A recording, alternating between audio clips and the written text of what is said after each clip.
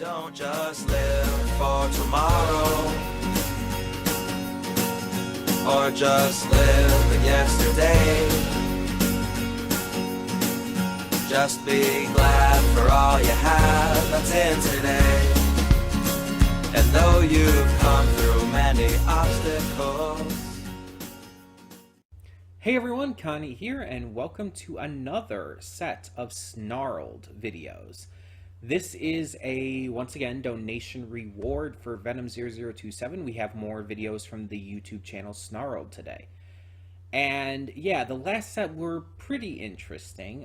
There were some interesting stories there, because that's what these videos are. If you didn't see part one of this, I guess you could say, series of videos on Snarled videos, I would suggest checking it out.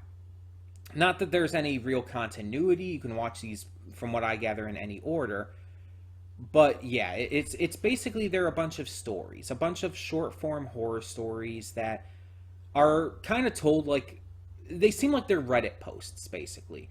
Like, have you ever seen like those like little advertisements or whatnot on social media where it's like, oh, here's like a bunch of stories about like evil mother-in-laws and stuff and everything. It's like you click a link and it's just a bunch of like different Reddit stories about like people supposedly talking about their evil mother-in-laws, and you don't know if they're actually true. Some of them sound pretty fantastical, but some of them sound pretty realistic too.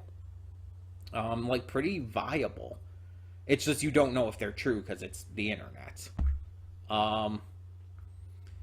But yeah, it kind of reminds me of that. I see those all the time on Facebook. Like, no joke. I'll be scrolling through Facebook. I'll see one of those posts. It's like, oh, a bunch of stories about meeting scary people on the bus and everything. And it's like, okay, I'll click this, sure, read some stories, have some fun. And it's like, again, you don't know what's real or what's not, but it's kind of interesting. And even if they're not real, they're kind of entertaining to listen to. You also hear like this kind of stuff with like, am I the asshole threads on Reddit. I've seen those on Facebook as well, links to those, a bunch of am I the asshole posts. So yeah, it's that kind of thing. They're just short form horror stories, pretty simple, and yeah, they usually have some kind of twist in them, at least based off of the 3 that we reacted to last time. So we have 3 more today that we are going to react to, and they are Blood is Thicker Than Water, Till Death Do Us Part, and Tortured by a Scottish House Demon. Which are some really interesting sounding ones.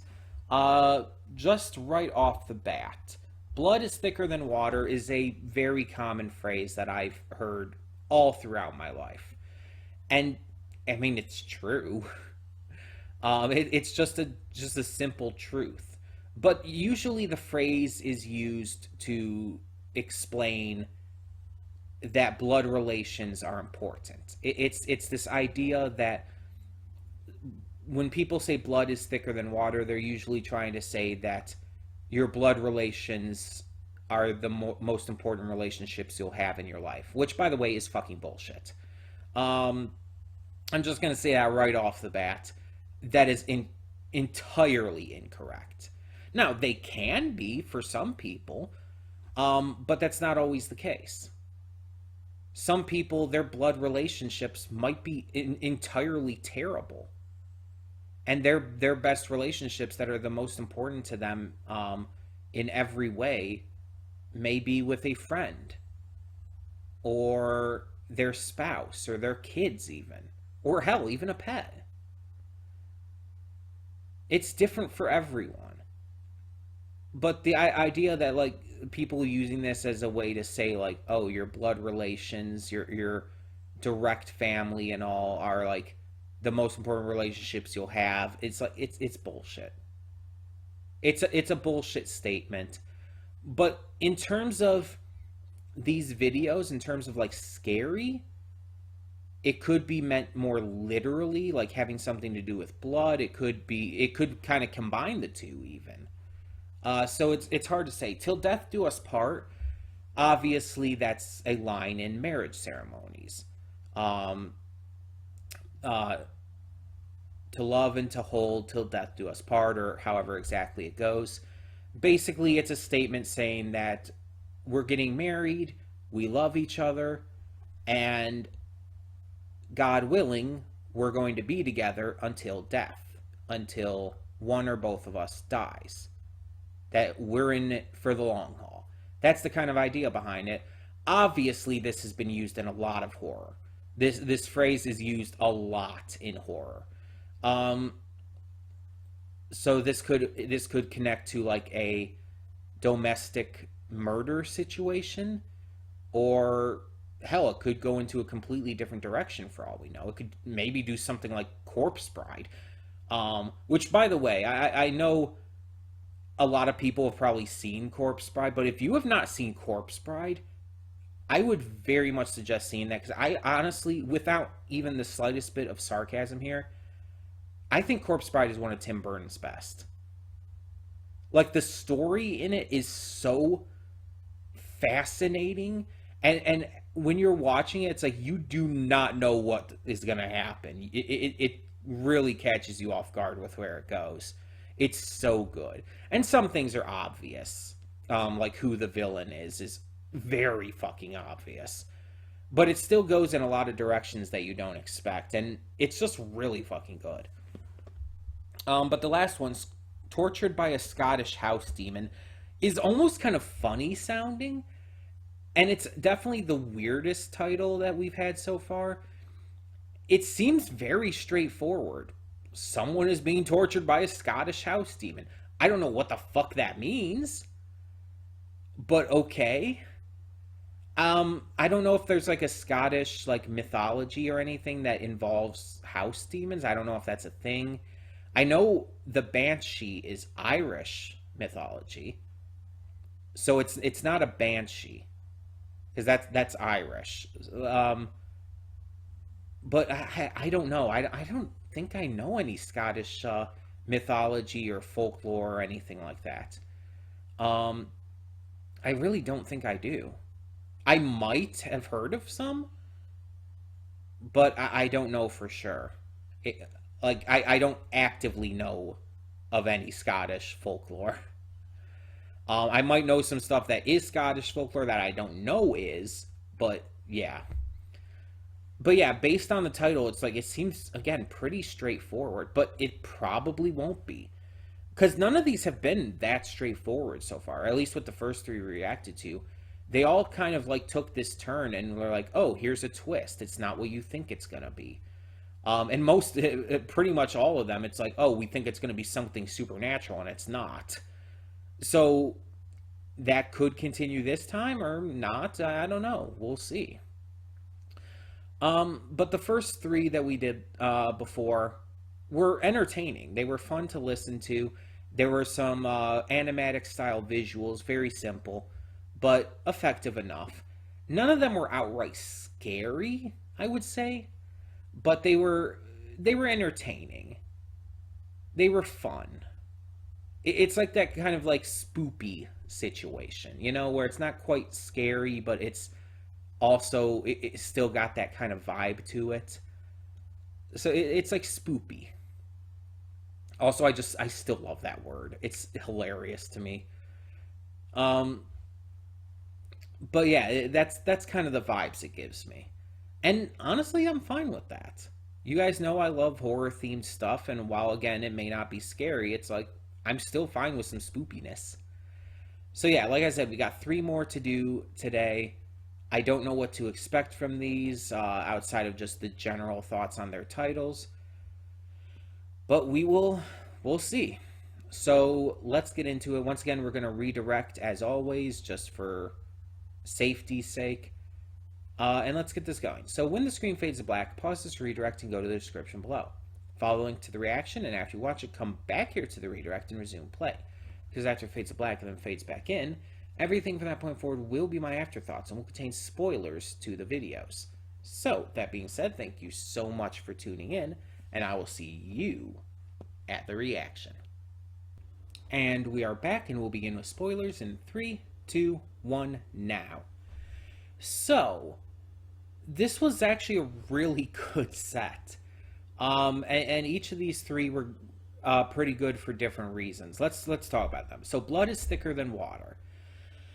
So in this, we have this family where there's these two girls, and their grandmother, who is live-in, is very abusive and terrible and just disgusting and horrible, and taking advantage of them and like belittling them and shit. It's horrible, and stuff like that really happens.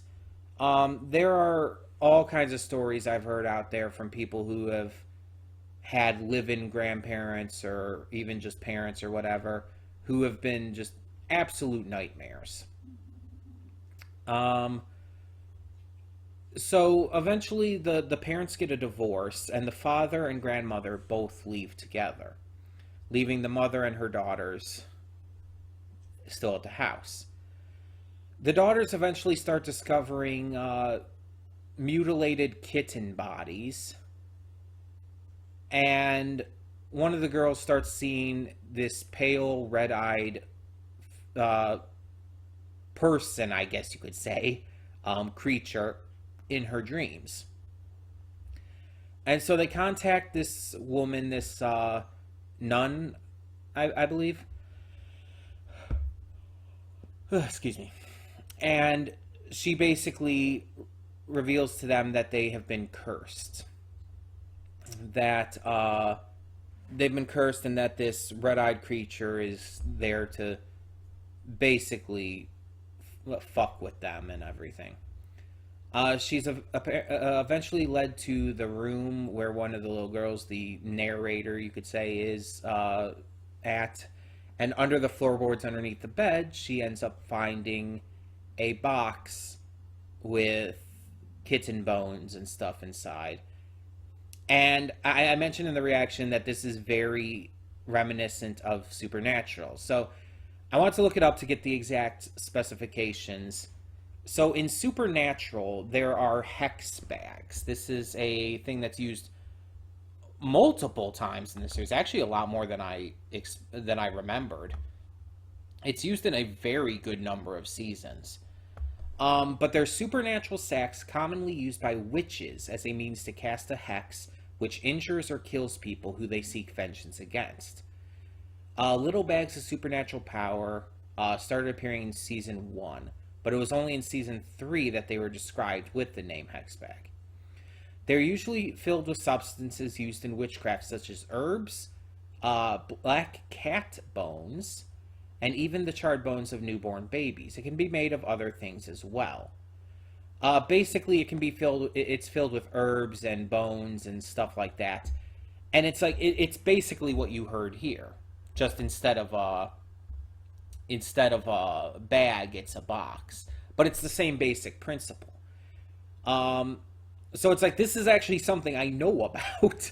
And it's like, oh, cool. There's something here that actually I have some knowledge of. But the nun gets rid of the hex box, I guess I'll call it. And the family does eventually end up moving out after getting a call back from someone who they previously had been told they weren't able to move in from. I worded that weird. A person from a apartment complex that they were going to move to called them back and said, oh, you can move here after all, basically. So they moved, and everything kind of just worked out in the end. But they eventually did find out that it was the grandmother who cursed them, the terrible, evil grandmother who, yeah, I guess may have been a witch, it's implying. So that's it's really fascinating, not only because I actually knew the idea, the lore behind it, but also, like, the story was interesting, and it went into some interesting places too. when it's first like starting talking about the mutilated kitten bodies, the mutilated bloody kitten bodies, it's like it actually was starting to make me a little sick because it's like that kind of shit bothers the shit out of me. Um, I mean, which is fair, I feel. Um, I like animals typically, and it's like yeah, I eat meat, but it's like that doesn't mean I want to see an animal mutilated or anything. And kittens, like it's like especially it's like you don't want to see kittens get hurt. Kittens are adorable and awesome and playful as hell. And so it's like you hear about like mutilated kittens, like a just the bloodied head of a cat and everything, and the the the headless body with its belly full of hot stones is like that's a thing too. In fact, let me see if I can look that up. Um,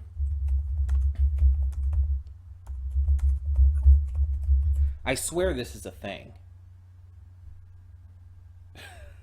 I looked up belly full of hot stones, like 6 benefits of hot stone massage. It's like, no, that is very much not what I'm talking about. Um,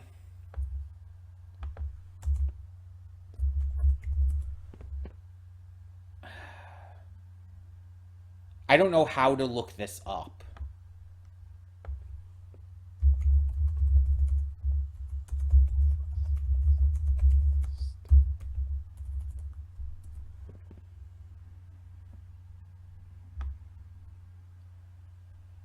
Yeah, every way I'm looking this up isn't working, but this is a thing I've heard of before. Um, as like as a way of murdering someone, they would slice open their bellies and replace their intestines with stones. Like that is the thing I've heard of, and it's horrific.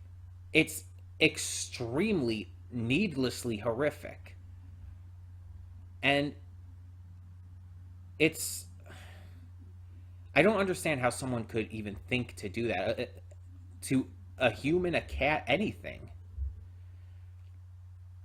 But it's like Jesus. Um, but moving on, let's move on. The second of these two was "Till Death Do Us Part." As I mentioned in my pre thoughts, obviously that's a line used in marriage ceremonies, and yeah, obviously that's what this kind of went into. So we have this couple who is getting married, and they're a great couple. They're competitive in a very healthy way. They're very loving of each other, but the husband is apparently extremely jealous of the wife's old friend. She has a female friend from when they were kids, and he has this idea in his head that her female friend Angelica is into her. And so he doesn't want her at the wedding and is very, very insistent on it because he's very possessive and jealous. Which, by the way, even though he ended up being right in the end, I want to make it clear that his possessive jealousy is not okay. That's never healthy for a relationship. Um, but yeah, he's very jealous, so he kind of coerces his bride to be into trying to get Angelica out of the wedding. The day of the wedding comes. It ends up being held at the wife's parents' house, which, by the way, is a large Victorian mansion because apparently her parents are fucking loaded. Because why the fuck not? Um, but they end up holding the marriage there, and everything's going fine until the husband comes to see her well before the actual ceremonies to begin, which, you're not supposed to see the bride in the wedding dress before the ceremony, which I think is dumb. I don't think that needs to be a rule or anything. But he goes to see her, and it's like, he tells her, Angelica's here. It's like, why is she here? And it's like, oh, but she's in the back. You won't even need to see her and everything. And he wants her gone still. So she's like, how about this? We'll play some hide and seek. We'll have some fun. It'll get your mind off of things. He relents, and so they bring in the entire wedding party and all the guests and everything. And so they have this big hide and seek game in the Victorian mansion.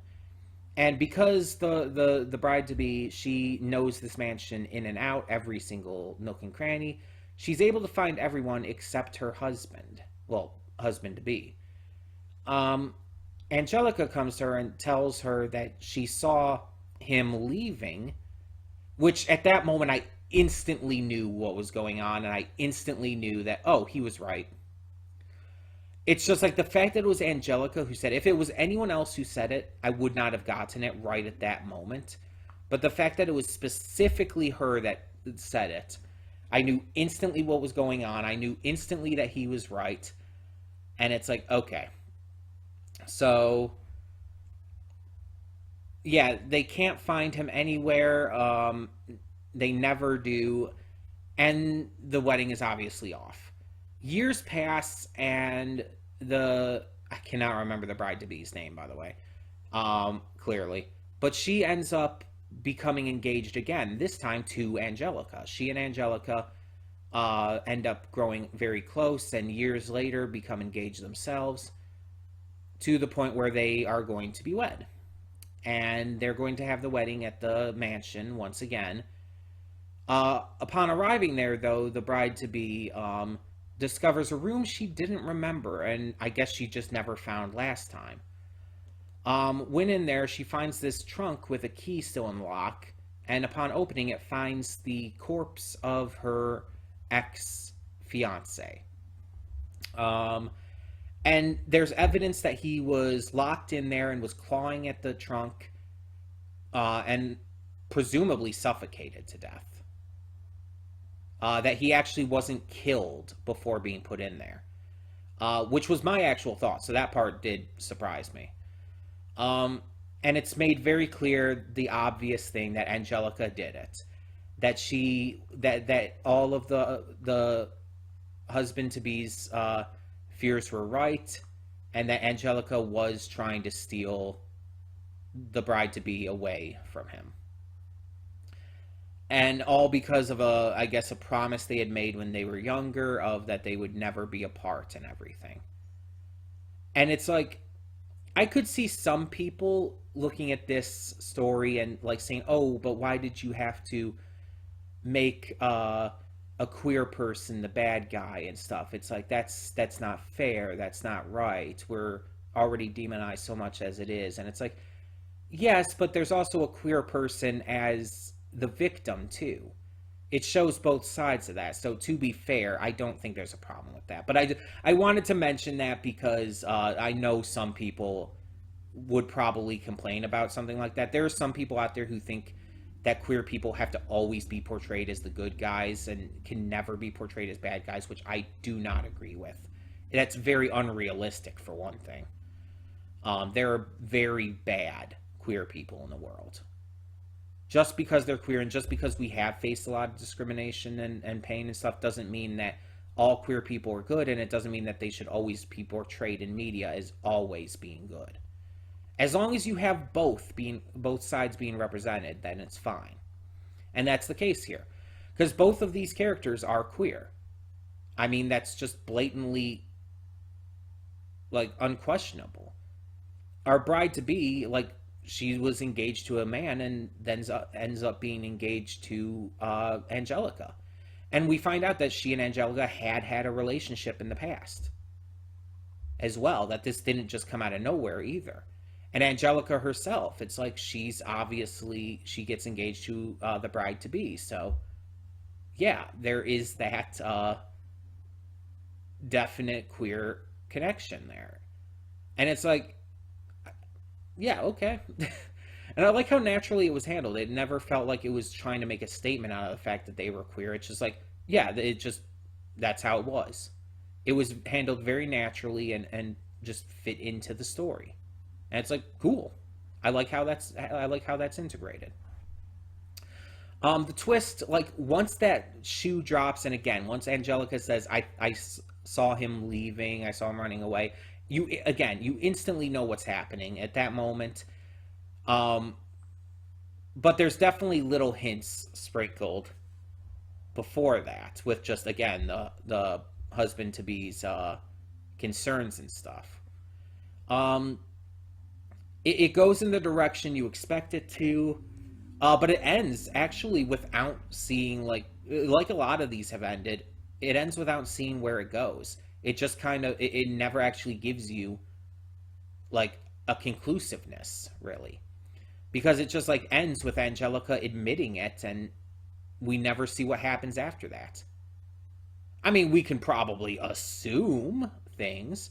Like, you could maybe assume that Angelica and the bride to be don't get together because of fucking psychoticness. Um,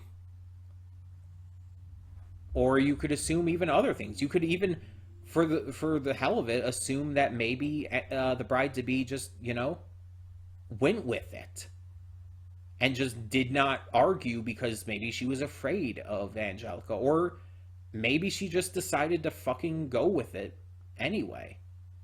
Because maybe the bride to be is psychotic too. Who knows?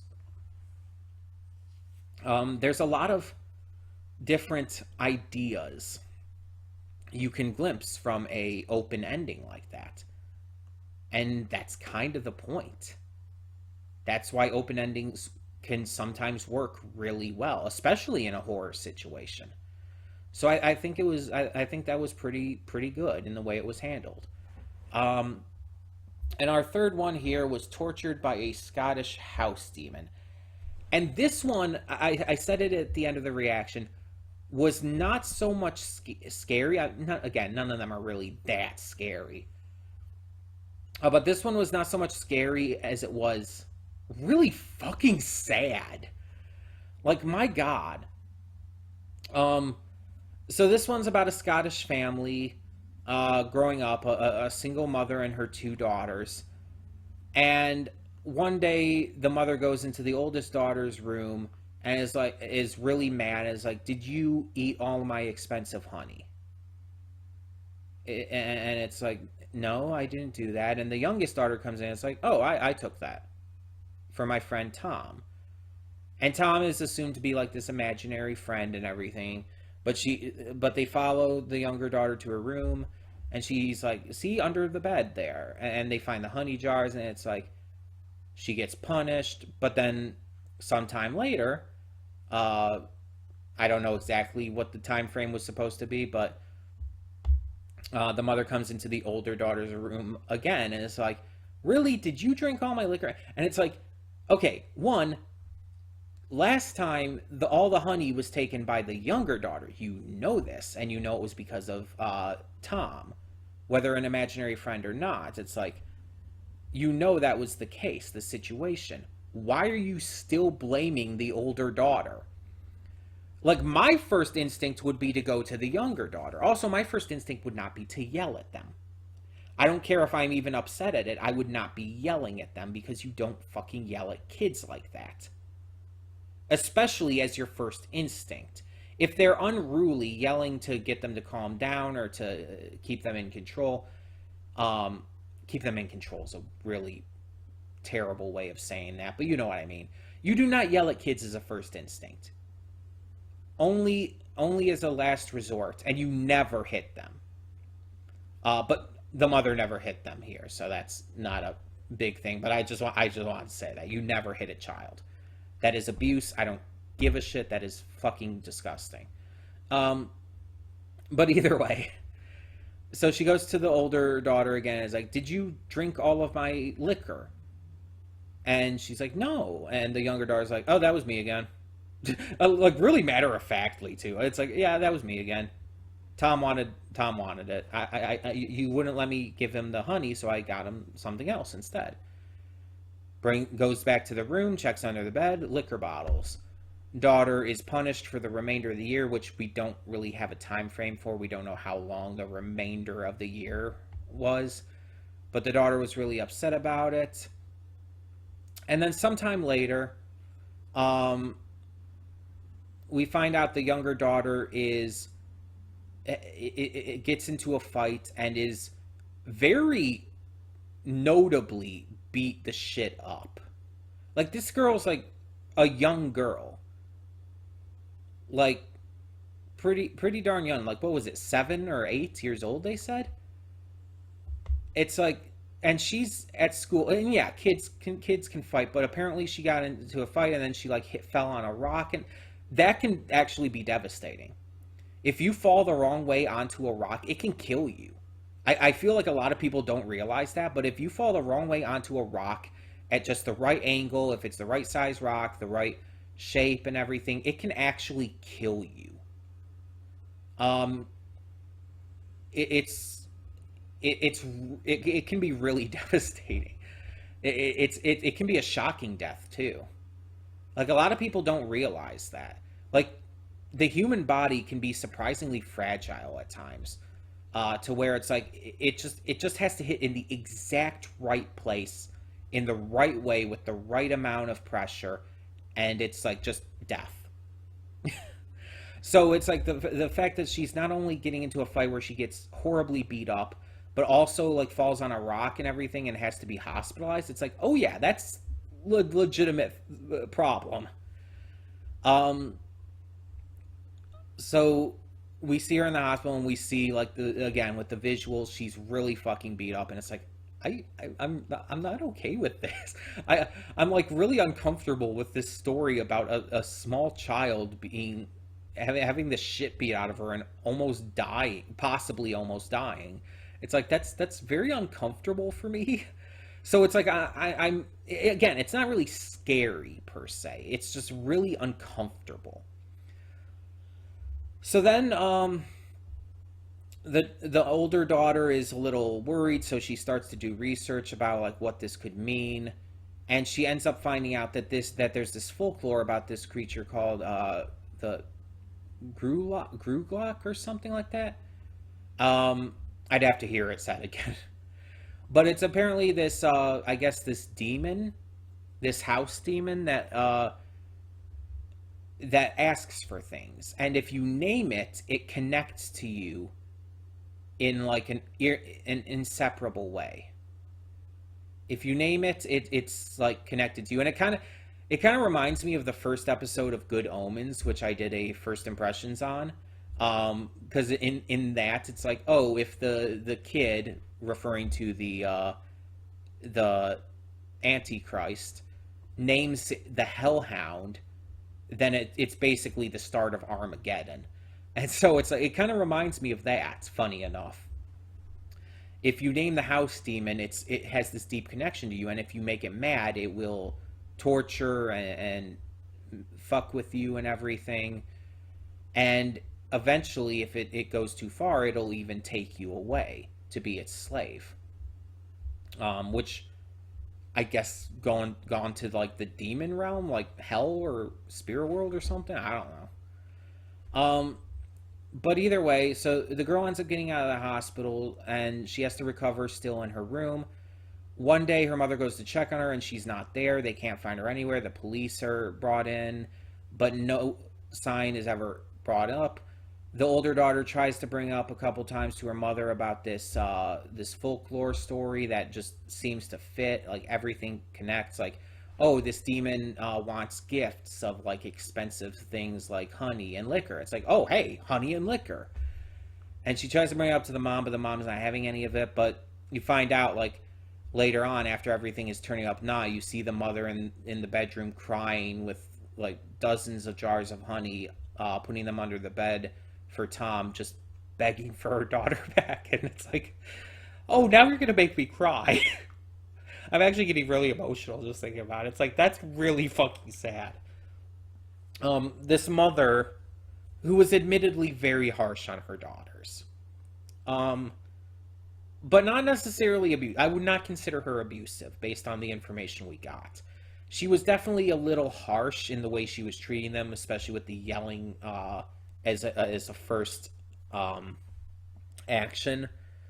But she was never to the point of abusive. It was never really even implied that she didn't love her daughters. She was just, it seemed like she was a single mother for one, and with everything going on, she was very stressed. It even said she was very stressed. So yeah, I feel really bad for her at the end of this. Kneeling down in the room, crying her eyes out, just putting as many jars of honey as she can under the bed to try and get her daughter back, just begging with the demon. It's like, God, that is really fucking heartbreaking. It's like, we go from these stories that are like spoopy and really interesting, bring in some supernatural elements to these, with the blood is thicker than water, and then some psychotic, vengeful murder with till death do us part. But then this one goes into the supernatural elements again. But then just gets really fucking sad and depressing, and it's just like, oh shit. I was not prepared for this.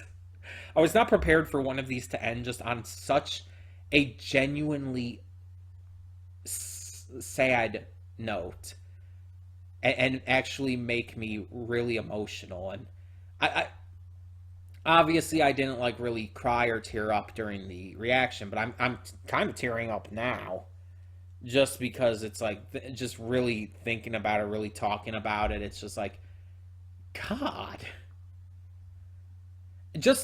And it's the imagery alone. Seeing the imagery alone of the mother kneeling there with the jars of honey, and hearing that she's begging for her daughter back. And it's just like, while crying the entire time. It's like, Jesus. The way it's described, the way it's shown, it's like, it is heartbreaking.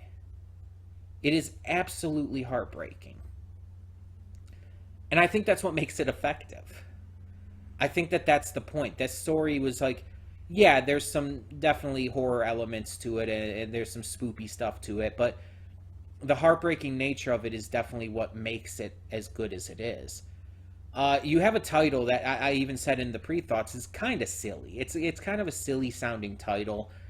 This sounds very straightforward, but also it's like, what is that going to mean? How are they going to do that? And it's like, so it is just ending up being like some kind of Scottish folklore that I just didn't know about. I assume it's real Scottish folklore too. But it ends up going into a completely different direction with the ending than I expected. And it's just like, God, I was not prepared for that at all. These three were really good. Like, I would say that these were probably better than the last set. Blood is thicker than water. Again, just knowing about the hex bags from Supernatural and everything, which, by the way, are like a legitimate thing. I can't say if they like are actually legitimate in terms of actually hexing people, but like there are real life cases of hex bags and everything being a thing.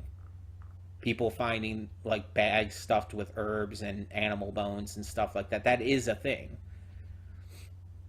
And that is the intent of them. But so knowing about that really made me love that this video. I guess you would call it an episode. I think I struggled with that last time too. But it really made me like it. Plus, the story was really interesting and really made you wonder exactly what it was going to be. But it's like they almost kind of forgot about the grandma for a bit, but then it's like, once it starts to connect, it's like, oh yeah, it was definitely the grandma. And then Till Death Do Us Part was, again, really interesting. And even though after a certain point it clicked exactly where it was going, it still delivered it really well. And again, I think the queer representation being both shown in a for a character who's bad and a character who's good, I like that. I think that is how queer representation should be, all-encompassing, to show the realism that some queer people are really good people and some aren't. And then obviously Tortured by a Scottish House Demon, as silly as the title sounds, ended up honestly being my favorite out of this set. Just because it's like, you guys know I love it when things make me emotional. I know that sounds weird, but you guys know I love when something can make me cry. because it means something has touched me on a deep level. It means something has connected with me. It means something has just really hit me to such a level that it makes me emotional. And so I always value that whenever I'm watching anything. And so seeing that here, seeing that this simple little short story made me emotional like this is awesome. And yeah, plus again, it was just really fascinating to see where that was going to go, because that was the only one that I did not know where it was going to go. I did not know where it was going to go. Like when they were talking about like Tom and the imaginary friend idea, it's like I did not know what that was going to go to. I did not know what the reveal was going to be. I had no clue.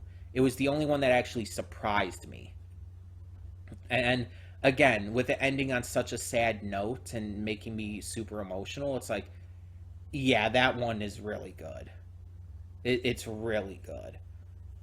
Also, I like honey and liquor, so I mean, put honey and liquor under my bed. That'll get me to be your friend. Oh, I'm probably going to use that as the flavor text in the description. I think I have to. Unless I forget and put something else, I have to use that as the flavor text. That's too good. Oh, but seriously, I do really love honey and liquor, especially together. Like, a good honey bourbon is my favorite liquor, period. So, and Evan Williams is currently my favorite honey bourbon. So, there's that. If anyone wants to give me a gift. But in all seriousness, yeah, I really, really enjoyed this set. This was a really fucking good set. But I'm very interested to get to more of these now. Like, these are fun. These are interesting. These are really entertaining to watch and listen to. Because even if you don't watch it for, like, the animatic style visuals that they have, you could just listen to these. Just listen to them, like, lay back with your eyes closed, and it's like, oh yeah, you could imagine this. It uses just enough detail without going too much into it, where you can definitely imagine how it's playing out and stuff. You can see it in your head. And it's just like, I really think they're well handled. And again, these are just like Reddit style stories. Some of them are taken from like quote unquote true stories. Some of them are taken from like Reddit posts or folklore and stuff like that.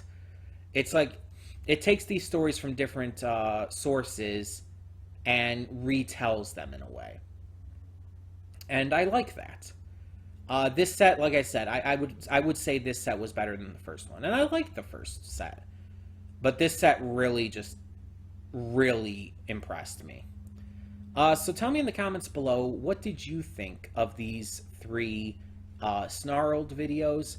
And yeah, we will be doing more of these to come in the future. We still got more on the list, so look for those when they come. For the time being, though, thank you so much for tuning in. I'm Connie, and I'm signing off. See y'all next time.